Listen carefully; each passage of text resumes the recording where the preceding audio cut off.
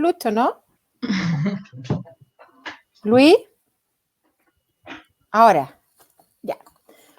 Hola, muy buenas noches. En España mucho más que buenas noches, ¿no? Ya casi en la madrugada. Bueno, hoy día tenemos un foro internacional, la nueva modalidad de que, como nos estamos comunicando hoy día en nuestros países. En este 1 de mayo, en este 1 de mayo, de que la conmemoración del Día del Trabajo, los trabajadores y las trabajadoras en el mundo. Y es un foro sindical lo que queremos plantear hoy día. Un foro donde queremos abordar la contingencia no solamente en Chile, sino que también lo que está aconteciendo en Brasil, también en España. Ya les voy a presentar a nuestros invitados e invitadas. Pero además sobre la contingencia a nivel mundial y cuáles son sus perspectivas. Inclusive también queremos dejar como algunas interrogantes. Obviamente no vamos a dar cuenta de todo lo que está aconteciendo, pero sí enmarcarlo en básicamente las transformaciones que han habido en el empleo derivadas del cambio tecnológico, que en general han destruido muchas fuerzas productivas en el planeta, ¿no? Y que la humanidad hubiese querido que este desarrollo trajese mejorías a la calidad de vida de las personas, principalmente en los grupos más vulnerables o más desposeídos o más explotados, dependiendo ahí de la perspectiva con la que vamos a conversar.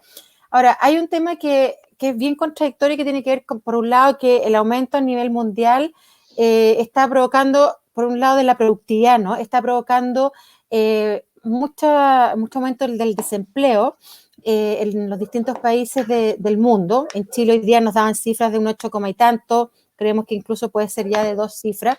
Pero a pesar de eso, y que en muchas sociedades se ha superado ciertos problemas de desigualdad, no todo.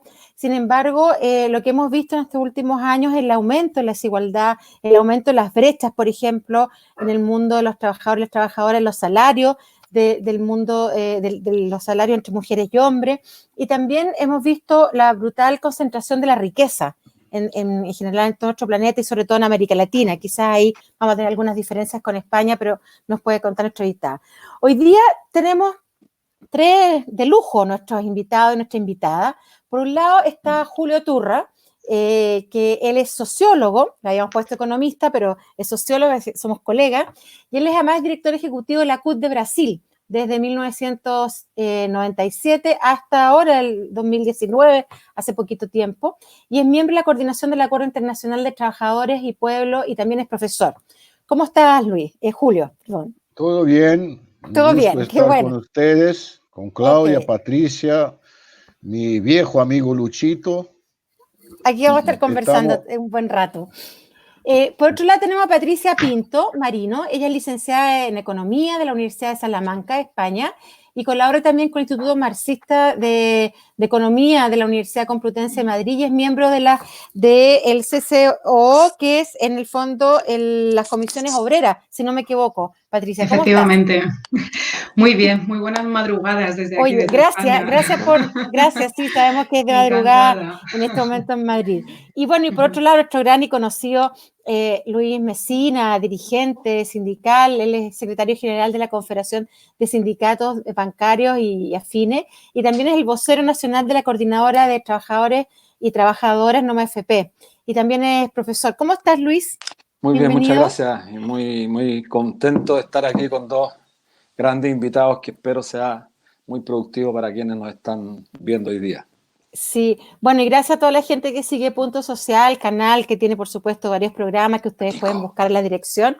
Y bueno, con esta pequeña introducción que le hacía, que estamos en el marco además de una pandemia, ¿no? Una pandemia que no conocíamos durante este siglo XXI, ni tampoco conocimos a finales del siglo pasado. Recordamos las últimas grandes pandemias, pero que han sido focalizadas, y bueno, la que más se ha hablado obviamente ha sido la gripe de España, ¿no? Como un recordatorio en términos históricos. Y hoy enfrentamos en este marco, además de la pandemia, que obviamente ha provocado una crisis económica que en realidad ya venía mostrando ciertas contracciones importantes del principio de 2019. Estaba la guerra comercial con Estados Unidos versus China, y esto obviamente afectó la economía mundial, y se suma también la crisis sanitaria, que es la que hoy día estamos viviendo. Entonces, en este escenario que es complejo, ¿no? En todo el mundo, especialmente para las trabajadoras, para los trabajadores, para los asalariados y asalariadas del mundo, ¿no? Así era el llamado a nuestro foro hoy día, trabajadores y trabajadoras del mundo unidos. Quisiera hacer algunas preguntas que más bien son temas a poner, que sobre este escenario podemos reflexionar cómo ve la perspectiva económica y el impacto en el empleo, ¿no? Y eso por un lado, y cómo observa el papel de los sindicatos actualmente en los diferentes países que vamos a comentar. Empezamos por España. Muy bien, muchas gracias. Bueno, pues las perspectivas económicas ahora mismo para España, según nos plantean, parece que son bastante terribles. Bueno, los primeros datos que está marcando el gobierno parece una caída del PIB este año de cerca del 9% y que alcanzaremos una tasa de desempleo cercana al 20% también. Pero bueno, eso es algo que lo tenemos muy reciente aquí. Como sabéis, la crisis del 2008 golpeó muy fuerte en todas partes. El nivel de paro aquí llegó a alcanzar casi el 25-26%. Fue una situación muy dramática. Y bueno, la situación que tenemos ahora es mucho más compleja incluso que la de aquel momento, porque desde aquel momento para acá hubo unos procesos de precarización de empleo bastante devastadores aquí. Sobre todo en cuanto a la temporalidad, hay muchísima temporalidad y mucha incertidumbre. Pero bueno, en realidad tampoco es algo que sea tan novedoso. En Europa, que se supone que somos el sumum de la protección social y laboral, ya desde los años 80 se experimentan procesos muy, muy fuertes, desde los inicios de Thatcher o todas las normativas de la Unión Europea y las directrices han marcado pues, fuerte detrimento del trabajo. Y bueno, nos hablan muchas veces de los países del norte de Europa, como Alemania o Reino Unido, como idílicos, cuando en realidad es destructiva también la imagen que hay allí. En Inglaterra, por ejemplo, ahora mismo hay casi 1 millón de trabajos que llaman contratos de 0 horas, que no tienen garantizado absolutamente ningún tipo de horario para la semana que viene ni para el día siguiente. Los trabajadores no saben cuánto van a trabajar y por lo tanto no saben cuánto van a cobrar tampoco, y muchas veces están condicionados a no tener otro tipo de contratación. O los mini jobs que llaman, mini trabajos de Alemania, casi 7 millones de personas con ese tipo de trabajos también que no tienen ningún tipo de protección. Entonces no es nada nuevo. Aquí también tenemos muchísimos falsos autónomos. Ahora mismo incluso muchos de ellos se están organizando de forma, digamos, organizando sus propios sindicatos incluso para defender sus derechos, pero va a ser muy drástico. Entonces, o las medidas que asume el gobierno se centran menos, como parece ahora, en defender los intereses de los capitales, porque parece que siempre con la excusa de proteger al trabajador lo que hacen es proteger a las empresas, o realmente se centran en proteger a las empresas, o va a ser un panorama muy dramático aquí en España, muy dramático, sobre todo tan dependientes como somos del turismo nosotros, que creo que este año va a estar tremendamente afectado. Muchas gracias, Patricia. Y Julio, ¿qué ha pasado en Brasil, o una perspectiva más de, ojalá, de América Latina, pero obviamente Brasil es muy importante para nosotros en el continente respecto a la perspectiva económica y el impacto en el empleo, ¿no? A propósito de esta pandemia y claramente lo que venía pasando anteriormente. Bueno, yo creo que la pandemia no ha provocado la crisis económica. La crisis económica estructural del sistema capitalista ya venía de antes, y no de enero o de diciembre del año pasado. Y ya se discutía, por ejemplo, en las grandes organizaciones sindicales, la industria 4.0, el teletrabajo, porque ya había una presión de aumentar la plusvalía relativa que se arranca de la clase obrera, de la clase trabajadora en general, en un escenario que era un escenario desastroso. Incluso las instituciones multilaterales del imperialismo, entendiendo imperialismo como el capitalismo de nuestra época, ¿no? En la terminología de Lenin, una etapa del capitalismo, la final, se está demostrando que es la final. Porque es incapaz el sistema, de la manera como está montado, de defender la humanidad, el pueblo, de un virus. Yo no soy partidario de ninguna teoría de la conspiración, ni que fueron los chinos, ni que fueron los gringos de Estados Unidos que inventaron el virus para perjudicar, o por la guerra económica y comercial Estados Unidos-China. Acepto la versión del murciélago, que el otro bicho como yo, etc. Pero si la pandemia, el COVID-19, es accidental, es un accidente, sus consecuencias no tienen nada de accidentales. No. Fueron preparadas de manera muy consistente desde el punto de vista del capital en los últimos 10, 20 años. Se desmontó completamente los sistemas de protección social en España, en Francia, en Brasil, en Chile. Efectivamente. ¿No? Los servicios públicos fueron desmantelados. Los hospitales fueron privatizados. Los salarios ya estaban bajo una ofensiva extraordinaria de los capitales. En esa situación, la pandemia agudiza, acelera un proceso que ya estaba en curso. Sí. ¿No? Y la consecuencia, ¿cómo es posible que el nivel de ciencia y tecnología desarrollado en el siglo XXI no se pueda defender la gente normal de un virus? Países como Corea, simplemente Corea del Sur, ¿no? Sí. Hicieron testaje, se dice en castellano. Testeos masivos, aislaron a la gente contaminada y listo. Pero eso no se ha hecho. En Brasil es un desastre.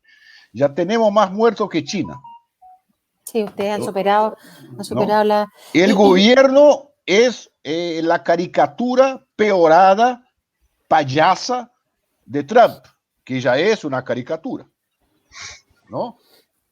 Y sí, dice que no tienen que volver al trabajo, todo bien, eso es una gripecita, no hay problema. El presidente de la República dice eso.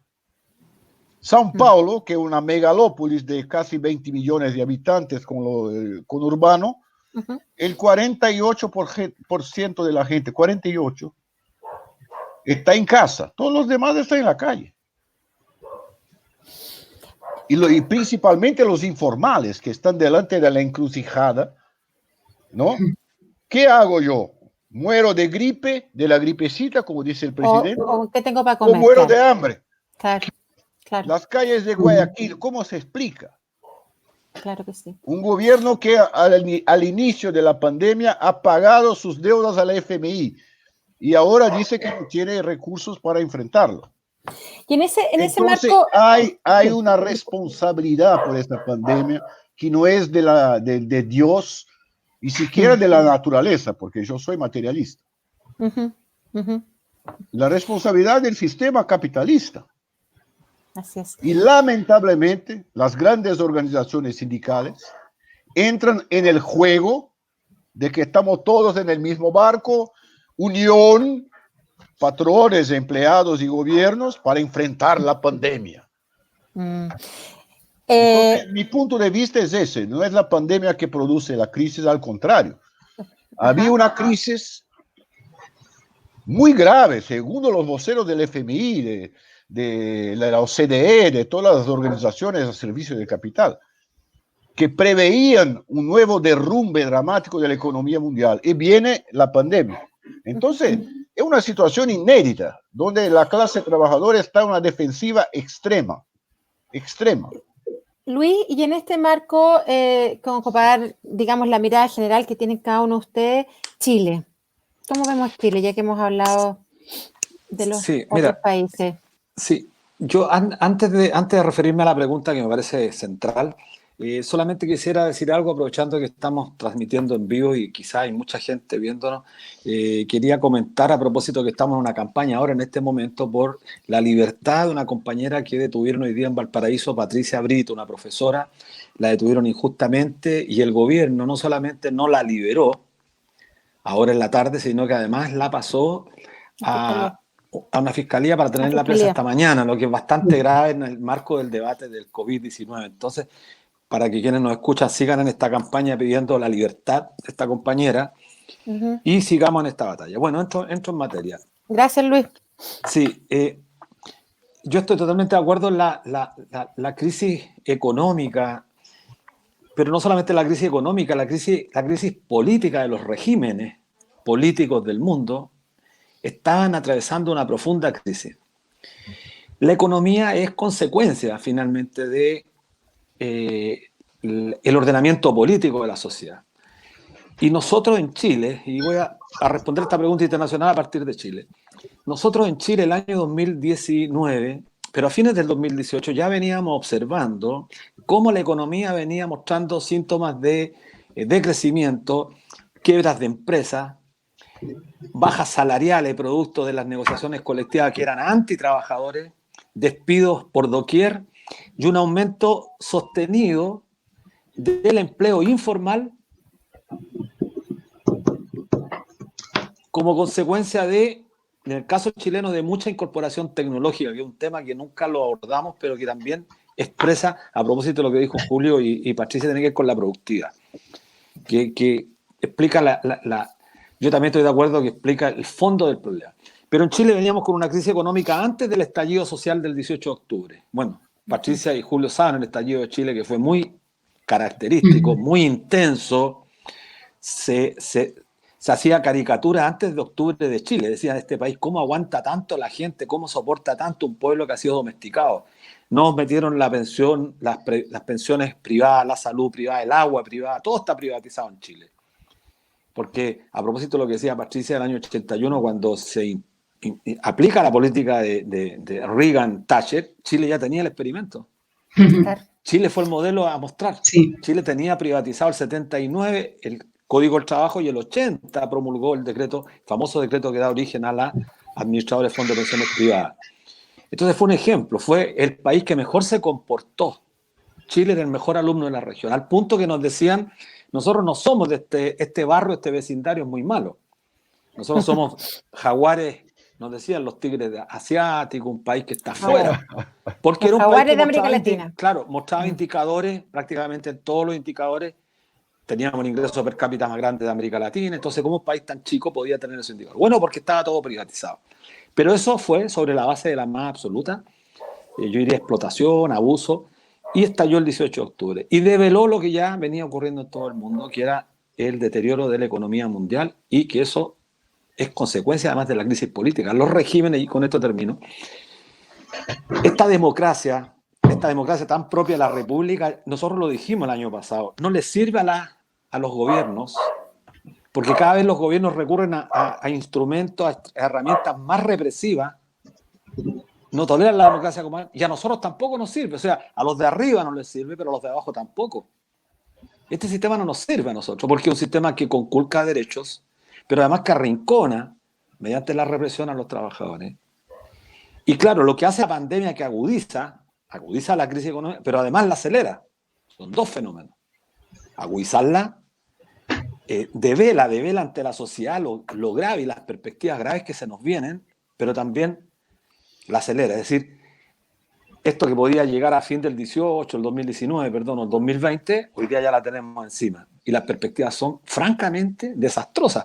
Todos los bancos de inversión norteamericanos están proyectando un decrecimiento para el año 2021, o sea, aquí no tenemos posibilidades de salvataje. Y en el caso particular nuestro la cosa es mucho más grave porque, bueno, acá se desmontó absolutamente la seguridad social, los servicios públicos están privatizados, no tenemos seguridad social, inclusive estamos mucho más mal que Brasil, porque Brasil, a pesar que tienen a un sujeto como Bolsonaro que pretende aplicar el modelo parecido al chileno, todavía tienen algo para resistir con seguridad social.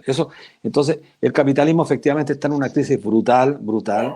Yo ayer escribí un artículo pequeñito en el Facebook y trataba de explicar, y aquí Patricia en esto debe ser mucho más especialista en la materia, cómo la productividad ha aumentado en el planeta. Claro. Y comparábamos la productividad de hace 50 años atrás, que para desarrollar determinados productos agrícolas a veces se necesitaba un 50% de la fuerza de trabajo y hoy día se requiere un 3% para producir más de lo que producíamos hace 50 años.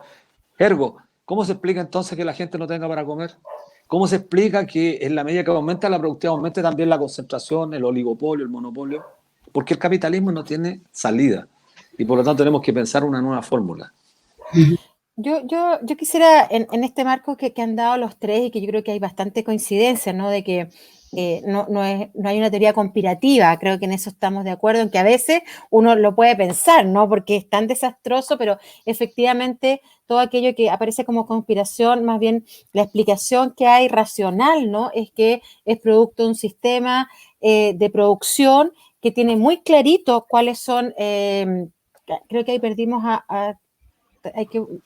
creo No, que sí, perdimos, ¿no? no, solo los Ya, manejas. ok. Entonces, lo que yo quería plantearle en este marco, creo que hay bastante, yo diría, acuerdo. A mí me gustaría saber, a propósito, que es hoy día el Día del Trabajo, ¿cómo plantean ustedes esta relación entonces? En una crisis económica, en el marco de una pandemia que obviamente no es conspirativa, pero que sí da cuenta de lo desamparado que están las personas, mujeres y hombres viviendo hoy día en nuestro planeta. Todo lo que produce eso, todas las cosas horrorosas que hemos visto que son producto de lo que hacen las personas, digamos, los sistemas como lo deciden. No hay una cuestión natural aquí, ¿no? Que esté decidiendo con nosotros. ¿Cómo está el movimiento obrero, los sindicatos? Porque en Chile tenemos una perspectiva, bueno, Luis es sindicalista, pero la verdad es que de a poco el sindicalismo está recién resurgiendo, a mi juicio, en Chile. Nos cortaron la cabeza después de la dictadura militar y la verdad es que todas las leyes que han habido en esa materia de sindicalistas ha sido para cercenar el movimiento. ¿Cómo ven ustedes en ese sentido el papel de los sindicatos actualmente o el papel de los partidos obreros a nivel mundial o en sus propios países? Bueno, referente a lo que estábamos comentando antes y en relación con esto también, mi punto de vista es sobre todo creo que las crisis políticas son consecuencia de la situación económica y es precisamente la presión de las grandes corporaciones financieras y económicas las que realmente están presionando al Estado y están generando todos estos problemas políticos. El problema de base que tenemos que tener claro para todas estas contradicciones es cuál es el objetivo del sistema capitalista. No tiene un objetivo de bienestar social. Obviamente su objetivo es, y no es cuestión de buenos y malos, simplemente su supervivencia se basa en la propia rentabilidad. Entonces, teniendo claro este objetivo, creo que el objetivo del capital creo que se ve todo más claro. Estos problemas no son nuevos y no se van a acabar y es, como bien comentabais antes, de los escritos de Lenin del imperialismo, es crecientemente contradictorio y cada vez va a ser más complicado que encuentre la rentabilidad. Entonces, cada vez van a ser más fuertes los golpes a la erosión de las clases y a la erosión de las condiciones de vida de los trabajadores. Por tanto, la productividad, por supuesto que es bienvenida y es fundamental para el desarrollo, pero no es lo único. La distribución, desde luego, marca las pautas y si están enfocadas a la rentabilidad y a seguir creciendo sobre la misma rueda, es complicado. Entonces, bueno, es un poco también relacionado con lo que hablabais, con estas cosas que ahora de arrimar todos el hombro, de cuál es la percepción de los sindicatos. Aquí, desde luego, en España, sobre todo en España, que es donde puedo hablar, hay un poco de desencanto, no solo con los sindicatos, sino también con las organizaciones políticas históricamente de clase. Hay un poco de desencanto y debido sobre todo a este tipo de cosas, a esta intentar unirnos todos, entre todos podemos solucionarlo. En la crisis del 2008 era un mensaje que se repetía aquí mucho, continuamente, de entre todos podemos, había incluso campañas del Estado, de entre todos podemos solucionarlo. Y lo que pasaba en aquel momento es que en España se gastaron miles de millones de euros en rescate a los bancos que poseían fondos buitre, tenían vivienda, habían comprado vivienda social y estaban echando a la gente a la calle. Y hoy mismo se ha confirmado que hay más de 50.000 millones de euros que no se van a recuperar, que puso el Estado, que suponía prácticamente un 5% del PIB.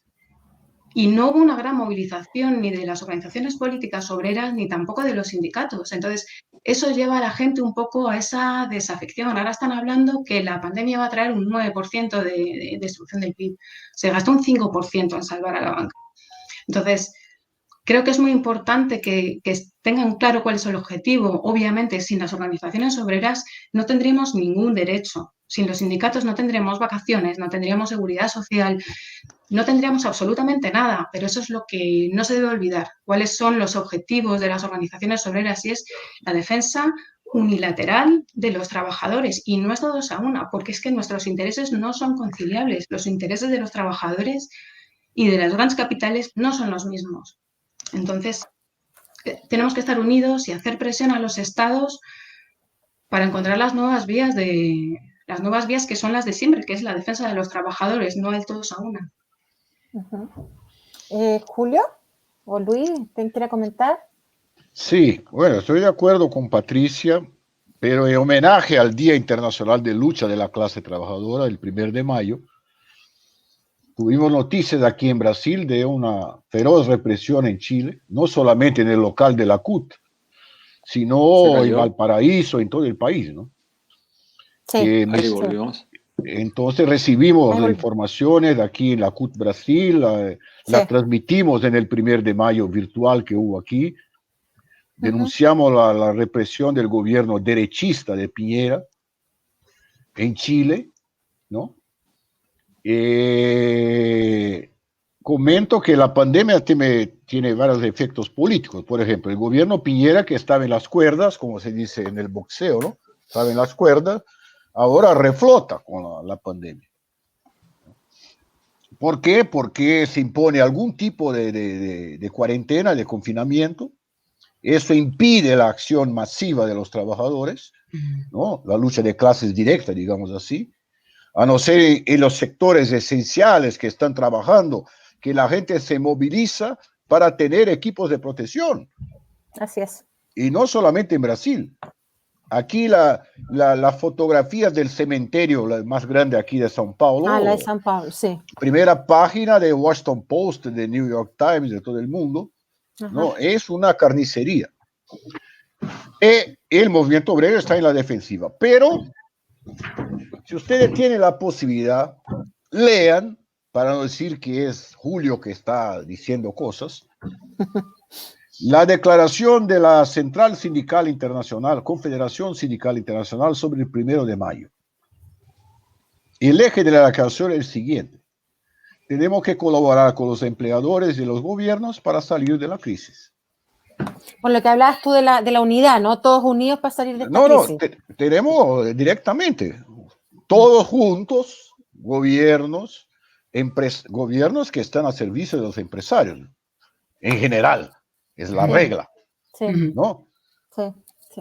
Empresarios y trabajadores todos juntos. Y después, bueno, pide equipo de protección individual, pide que las condiciones de trabajo de la gente que está obligada a trabajar sean sanas, bueno, todo eso.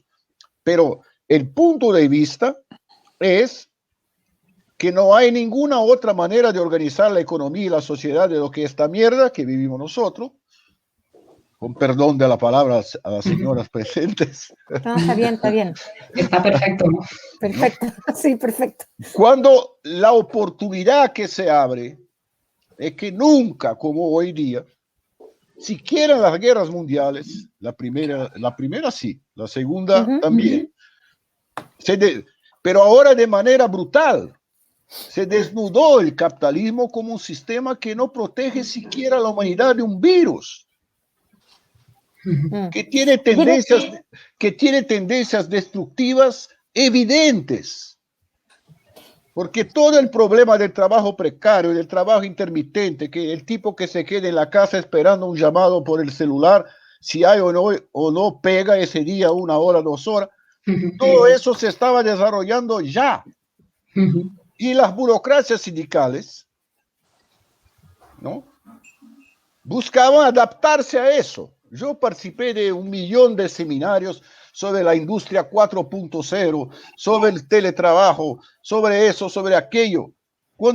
Esa es una forma de adaptación a un nivel de superexplotación de la clase trabajadora exigido para mantener un sistema parasitario que no desarrolla verdaderamente las fuerzas productivas, que vive de la especulación financiera, de los miles de millones de dólares que circulan en el mercado mundial. 90 y pico % es papel, no corresponde a nada que sea producido, que sea un bien que la gente pueda utilizar para su vida. Entonces tenemos la oportunidad incluso en cuarentena, incluso en aislamiento social o lo que sea, de explicar que ese sistema lleva a la humanidad al desastre, a la barbarie, como diría Rosa de Luxemburgo.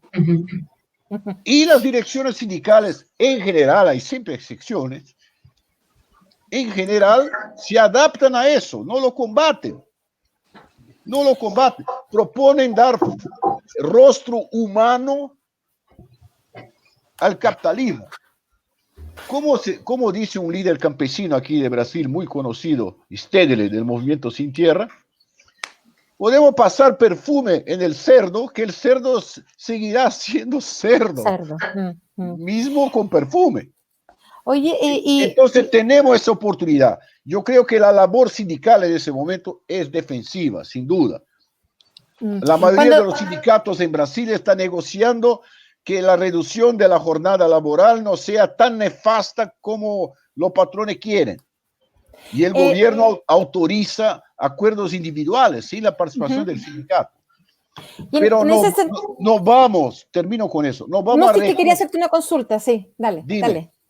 No, lo que pasa es que teniendo en consideración el análisis que haces tú de como que esta última etapa del capitalismo, que lo dijiste en la otra intervención, en este caso igual siento que los sindicatos están entre la espada y la pared, ¿no? Porque efectivamente hoy día estamos en una situación que de mayor cesantía, y quiero decir acá, mayor cesantía para las mujeres, con sueldos mucho más bajos para las mujeres y con un trabajo formal, no solamente en América Latina, que es una característica de la economía latinoamericana, sino que también en Europa, que también se está dando fuertemente el trabajo informal.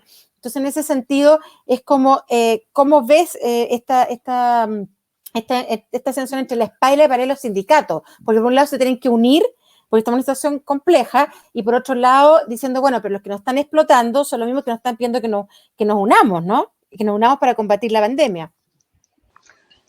Los sindicatos son instrumentos elementales de defensa de las condiciones de trabajo. Estamos en una situación defensiva por la combinación terrible de una crisis económica profunda que ya venía y la pandemia. Por lo tanto, estamos obligados muchas veces a negociar el menor de los males, pero es la oportunidad de plantear claramente quién es el responsable por esta situación. Es una forma de organizar la economía y la sociedad, no es la única posible. Así es. Al nivel de ciencia y tecnología que tenemos en el mundo. Al contrario de ponerlo al servicio de intereses de ganancia de una minoría de 1% de la población mundial. Que esa es la situación. Chile era el modelo y era uno de los países más desiguales de América Latina. Quizás no tanto como Brasil, pero tenía una desigualdad enorme. O tiene todavía. Sí. ¿Por Luis, qué en ese sentido, Luis, disculpa, Julio, no te quería interrumpir, pero quería llegar un poco a lo que estabas planteando respecto al modelo económico chileno, que no solamente nosotros lo estamos viendo hoy día como un experimento que hemos vivenciado durante los últimos 30 años, sino que además en el marco del estallido social, Luis, ¿cómo ves hoy día el sindicalismo en Chile y cuáles serían las perspectivas para los próximos meses? Bueno, creo que no es muy distinto a lo que ocurre en Brasil, en España. El sindicalismo, pero yo creo que no hay que hablar del sindicalismo, hay que hablar de las direcciones sindicales, ¿eh? Son dos cosas totalmente distintas. Los trabajadores a lo largo de la historia han recurrido a la organización sindical porque el sindicato es el instrumento natural que defiende las condiciones fundamentales de los trabajadores. Los sindicatos nacieron para defender el empleo y el salario. Esos eran los fundamentos iniciales. Después de la revolución industrial, los trabajadores se empezaron a organizar hasta que nacieron los sindicatos, y los sindicatos tenían un propósito: defender el salario y el empleo. En el desarrollo fueron los sindicatos adquiriendo otro tipo de beneficios, lograron la seguridad social y muchas más conquistas. Bueno, el 1 de mayo es una conquista importante, hace 134 años atrás.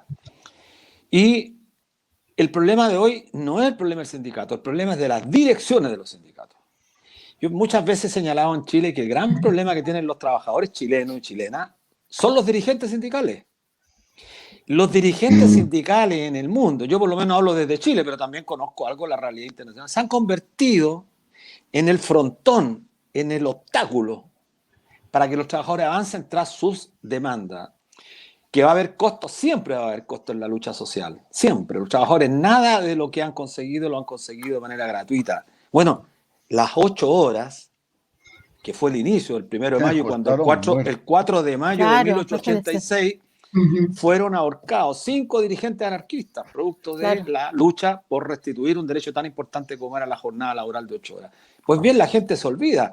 Muchos tipos aquí que nos agreden, tipos desclasados, no saben que el día domingo, el descanso dominical es producto de la lucha de los trabajadores, que el feriado, que la protección a la maternidad, que las vacaciones, que el salario, que las jornadas laborales, bueno, todo eso es producto de la lucha del sindicato. Ahora, ¿cuál es el problema? Que efectivamente los sindicatos, las grandes direcciones han sido ganadas para un proyecto que no guarda relación con el mundo del trabajo. Este tema de los acuerdos nacionales que en Chile lo plantea, ¿quién lo plantea? El sindicato de los empleadores. ¿Quiénes lo plantean? Grandes compañías, bueno, Julio y Patricia Núbica, pero aquí hay grupos económicos, Ripley, Falabella, que son los que denostaron al Estado, atacaron al Estado permanentemente y hoy día, cuando están en crisis, recurren al Estado para que les transfiera recursos para tener liquidez. ¿Qué es lo que están haciendo en toda Europa?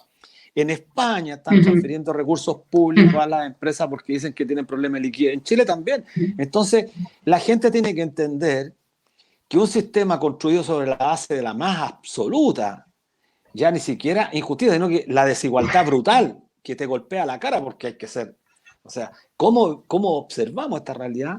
Tenemos que pasar por encima de las direcciones sindicales y yo estoy de acuerdo, la CSI, la Central Sindical Internacional, que es la que se constituyó después de el surgimiento de la unidad de los sindicatos, a la cual pertenece la mayoría de los sindicatos, las centrales sindicales mundiales, juega un rol absolutamente nefasto en la crisis actual, así como lo están jugando muchas instituciones. Yo lo voy a decir aquí, pero la misma Organización Internacional del Trabajo, la OIT, aquí en Chile sus directores juegan un rol que, lejos de defender los convenios internacionales que fueron fruto justamente de la lucha, o visto por el otro lado, fueron concesiones de alguna manera de los estados, de los gobiernos, para evitar que el movimiento obrero en su fuerza arrasara con otros beneficios de los sectores dominantes, tuvieron que finalmente aceptar ciertos convenios. Bueno, esos convenios se están destruyendo o son letra muerta porque en la práctica no tienen aplicación.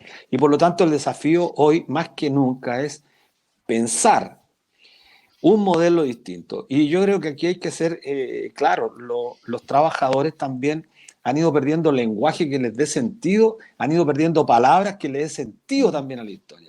Entonces decimos, el capitalismo está en crisis, sí, pero ¿y qué viene después del capitalismo?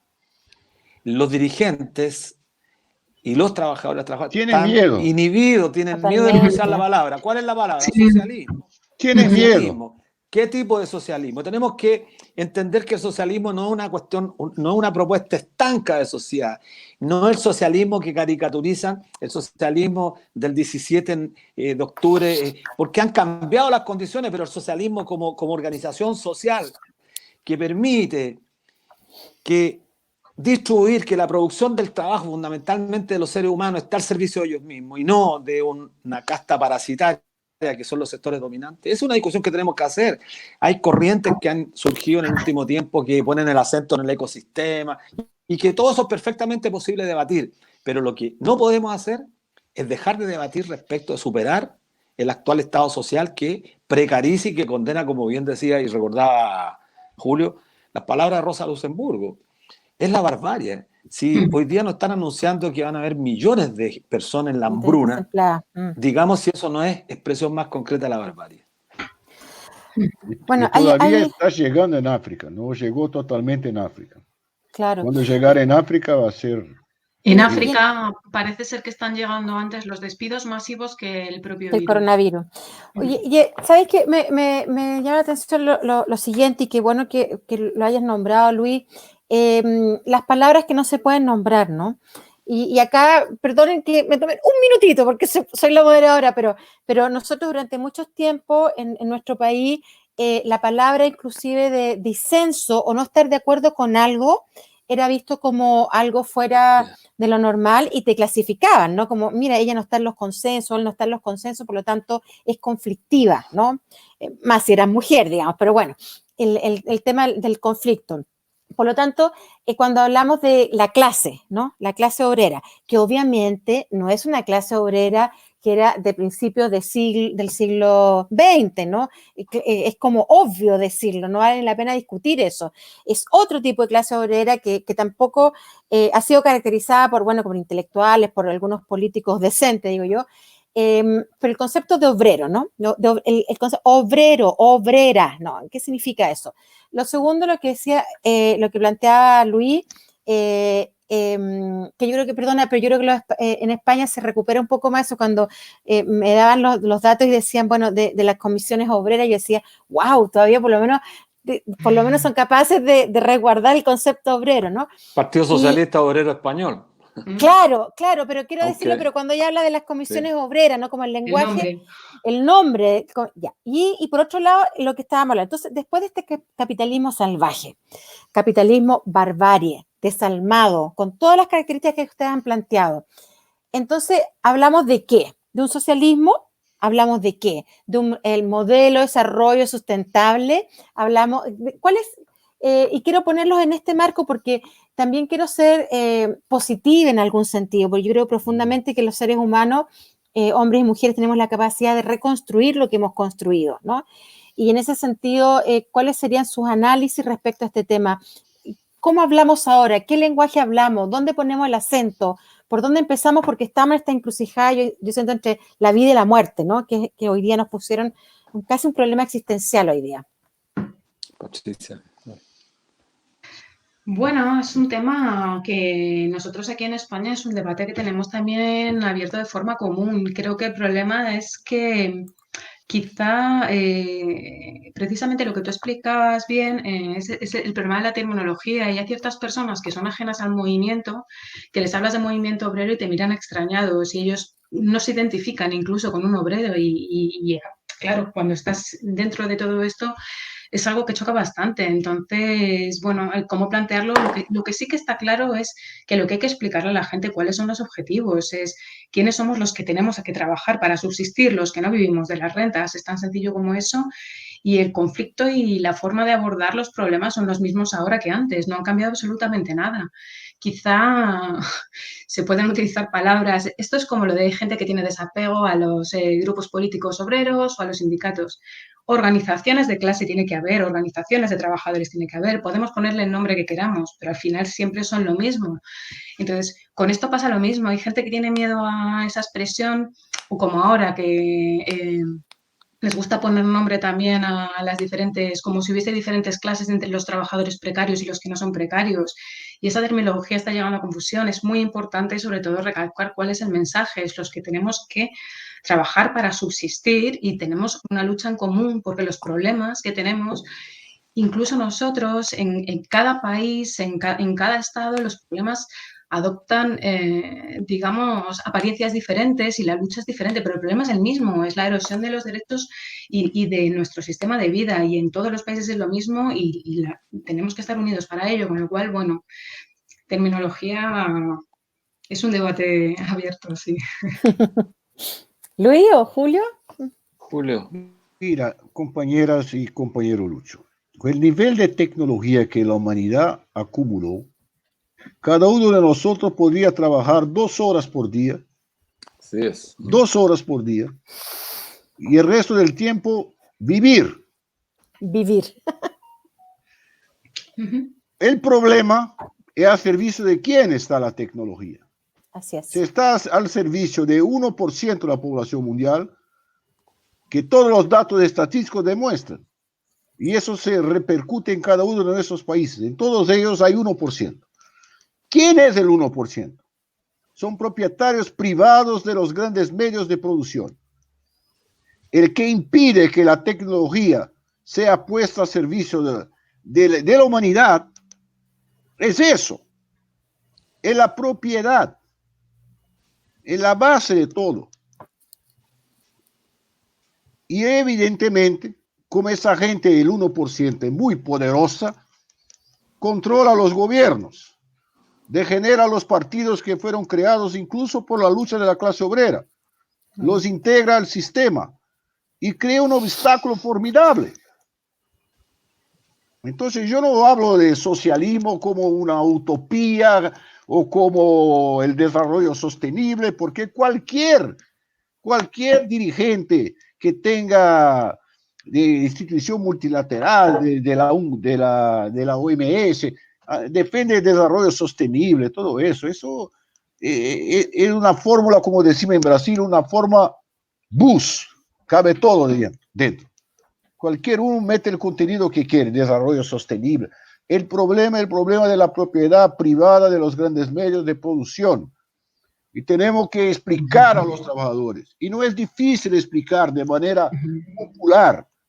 Hoy día, 1 de mayo en Brasil, Lula, que no es marxista, que no es revolucionario en el sentido clásico pleno, es un reformista. Mi amigo, conozco a 40 años Lula, desde mi sindicato era de la misma región de él.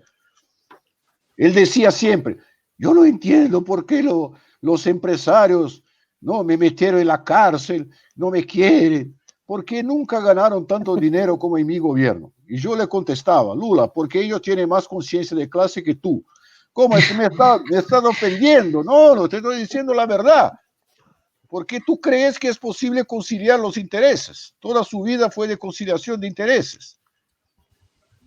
Y ahora te utilizaron, después te chuparon la naranja y te echaron a la cárcel. Yo le dije eso cuando salió de la cárcel. Nos recibió a mí y a otros compañeros en su oficina. Nos abrazábamos, emocionados, y yo le dije eso. Lula hoy, en el 1 de mayo, dijo el siguiente. Esta situación mundial de combinación de crisis económica con la pandemia demuestra que el capitalismo depende de los trabajadores, no del capital, y que hay que ser superado, hay que crear un mundo nuevo. Es imposible que la humanidad siga siendo manejada por la gente que es propietaria de las fábricas, de las industrias, de la especulación, de los bancos. Lula dijo eso, no yo. Y Lula no es, insisto, no es marxista ni revolucionario. Entonces la cosa está cada vez más evidente a nosotros de abrir los ojos de los que siguen con ojos cerrados. No podemos ser cómplices, hablando huevadas, diciendo desarrollo sostenible, ecosocialismo. Por favor, compañero. Esa palabra es muy grave acá en Chile, por favor. ¿Es muy grave en Chile? Sí, muy grave. Gravísima. Ofensiva. Aquí va a caer programa acá en audiencia inmediatamente. No. Va a caer la audiencia. No, está bien. Yo sé que los chilenos eran, después del estallido de octubre, no son más, eran muy conservadores. Sí. Pero entonces, perdón. Sí. Y para terminar, hay una coincidencia que en un momento en que Chile no estaba solo en el mundo, Chile reflejaba una situación que apareció en Francia con los chalecos amarillos. El chaleco amarillo, sí. Que apareció en Argelia, una movilización de millones en la calle. Sí. Que apareció en España en torno a la cuestión de las autonomías, en particular de Cataluña. Y las pensiones, Las pensiones. Sí, eran movilizaciones de masa, que pasaban por afuera de las instituciones oficiales de la izquierda, los partidos institucionales, incluso los sindicatos, y que arrastraban, porque la gente no aguantaba más. Vino la pandemia, se interrumpió.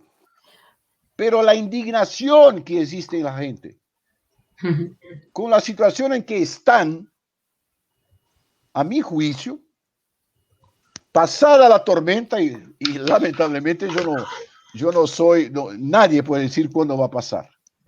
Es increíble, pero pasada la tormenta, retomadas las condiciones mínimas de movilización social masiva, el sistema va a ser cuestionado por la gente. Va a ser cuestionado por la gente, porque En Argelia, por ejemplo, nada pedía que saque ese gobierno y ponga otro. Era bajo el sistema. La misma cosa con los jalecos Luis, amarillos. Entonces, sí. eso está dentro de la sociedad. Llegamos a una situación límite. Nada va a ser como antes, después de pasada la pandemia. El grado de destrucción de las fuerzas productivas va a ser enorme. Sí, Solo una frase. Como decía bueno, Lenin, yo creo que hay que reconstruir todo. La verdad, ciertamente estamos viviendo una crisis estructural, ¿no? La crisis es política, económica, ahora es sanitaria, pero la mejor manifestación, creo, es la crisis política, porque las instituciones tradicionales, los partidos tradicionales de la izquierda y los grandes sindicatos están en crisis. Pero esa crisis se ha manifestado a lo largo de la historia de muchas formas. Sin embargo, en el último periodo, en los últimos años, y en el caso particular de Chile, los partidos fueron superados por la movilización de masa. De hecho, el día 18 de octubre, cuando la gente se rebela en Chile, el famoso estallido del 18 de octubre, ningún partido fue capaz de ponerse en la cabeza y dirigir el movimiento. Estaban absolutamente desacreditados. Claro, no, pero después vienen una seguidilla de hechos que cada vez aleja más a los partidos, al punto que el gobierno de Piñera llegó a tener una evaluación de 6%, los partidos del 4%, y los diputados casi del 2%. Es decir, las instituciones del Estado absolutamente sobrepasadas y con una reacción muy violenta de la movilización social. Y eso también se expresó en Francia, en Hong Kong, en Argelia, como se recordaba acá, en Ecuador hubo movilizaciones gigantes contra Lenín Moreno. Entonces, bueno, la perspectiva nos está diciendo la realidad, efectivamente, que después de superar esta pandemia, la situación política va a ser mucho más compleja, porque vamos a entrar en una crisis económica gigantesca, y ahí quizás sería bueno, Patricia, que nos dijeras tus proyecciones, porque nada hace suponer que esta va a ser una crisis como la del 2008, o va a ser una crisis como la del 82. Todos anuncian que esto es una crisis absolutamente que va a superar la crisis del año 29, del siglo pasado, una crisis que tiene muchos elementos destructivos. O sea, nadie podrá sostener la tesis que hoy las fuerzas productivas están desarrollándose. Al contrario, está decreciendo, y como alguna vez se dijo, lo único que observamos es el crecimiento de las fuerzas destructivas de la humanidad. Sí. ¿Puedo decirles algo? Que nos van quedando como 3 minutos para cada uno, pero me parece muy importante la pregunta que se le hizo a Patricia, y después para que cada uno cierre ahí en 2 minutos, porfa. Gracias. Sí, muy rápidamente. Estoy muy de acuerdo con lo que dice Luis. Obviamente la situación ahora mismo no es la misma que en el 2008. En el 2008 se ha aplastado mucho ya la población. La gente está muy aplastada, hay muchísima gente que se ha quedado sin casa directamente, y eso es algo muy raro, era algo que nunca se había vivido aquí. La clase, lo que llaman clase media, muchas veces ha desaparecido, gente viviendo al borde de la pobreza, muchísima ayuda social, de alimentación, es una auténtica vergüenza. Entonces, esto nuevo, yo creo que ya la gente no se cree eso en que entre todos arrimamos el hombro. Ya vimos quién arrimó el hombro la última vez, lo arrimamos nosotros y ellos no arrimaron absolutamente nada. Yo tengo grandes esperanzas. Ayer mismo se cerró, no sé si sabéis que había un hospital enorme de campaña que montaron un pabellón. Sí. Ayer se cerró, la presidenta conservadora, claro, fue a realizar un evento, y todos los sanitarios le gritaron a puro grito: sanidad pública, sanidad pública, sanidad pública, cuando en la Comunidad de Madrid precisamente la devastación de la sanidad pública fue terrible. Incluso, como muchas veces ha comentado Xavier también, se incrementaba el presupuesto en sanidad, pero no iba a la pública, iba a las derivaciones a la privada, iba a todas las rentabilidades. Entonces, para mí es una gran esperanza que uno de los primeros actos públicos que se han podido realizar haya sido el grito de sanidad pública ante estos gobernantes. Muchas gracias, Patricia. ¿Julio? Bueno, primero disculparme por mi elocuencia y... ¡No, fantástico! Indignación con la situación. También, porque, las dos cosas fantásticas. Entonces las malas palabras y todo eso. No, bueno, también buenas.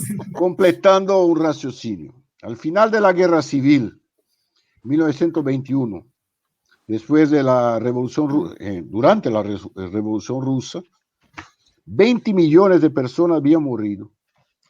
La economía de la Rusia soviética estaba muy por debajo de lo que era de la economía de la Rusia zarista. Y Lenin ha dicho una frase que para mí es adaptable a la situación actual un siglo después, 100 años después. Vamos a tener que reconstruir todo. Y la única posibilidad de reconstruir todo, la protección social, la sanidad pública, los salarios, los empleos, es un cambio de régimen, no político, de modo de producción. Y tenemos que abordar esa discusión. Si no, vamos a nos perder girando ahí en todas las nuevas tecnologías. Los sindicatos tienen que adaptarse al teletrabajo, etcétera. Todo eso va a ser laminado por la crisis actual. Y yo tengo confianza que la gente se va a dar cuenta. Tenemos que ayudarla a se dar cuenta. Porque la emancipación de los trabajadores será obra de los trabajadores de ellos mismos. Nosotros vamos a ayudar a que tengan conciencia de la situación y de su propia fuerza. En ese sentido soy optimista, porque creo que la indignación que provoca esa situación, que no puede ser atribuida a un virus, es enorme en nuestras sociedades. Y por lo tanto vamos a tener una buena materia prima para trabajar contra el sistema en la etapa que va a se abrir posteriormente. Agradezco mucho la invitación, me gustó mucho el debate y bueno, espero que tengamos otras oportunidades de intercambiar.